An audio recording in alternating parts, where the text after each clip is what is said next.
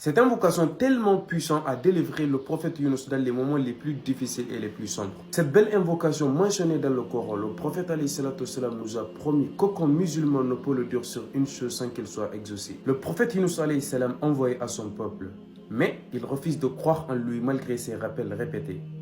Maintenant, à son tour, il pense que le châtiment d'Allah s'abattra sur eux. Il a décidé de partir sans la permission d'Allah. Il est monté sur un bateau et en mer, une forte tempête se lève et le bateau risque de couler.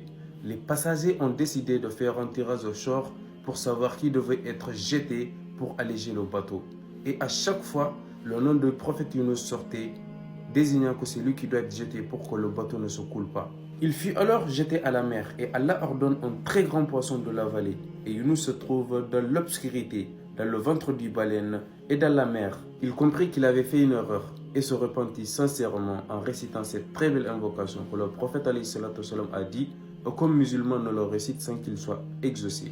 Alors n'hésite pas à partager cette invocation car le prophète salam a dit « Aucun de vous ne croit vraiment tant qu'il n'aime pas pour son frère ce qu'il aime pour lui-même ». Répète après moi « La ilaha illa anta subhanaka inni kuntu min al-zalimina ». Répétez une deuxième fois. La ilaha illa anta subhanaka inni kuntu min al-zalimina. Ce qui veut dire en français, il n'y a de divinité digne d'adoration que toi. Gloire à toi, j'ai été parmi les injustes. Allah accepte l'invocation du prophète Yunus et le fait sortir du ventre du poisson.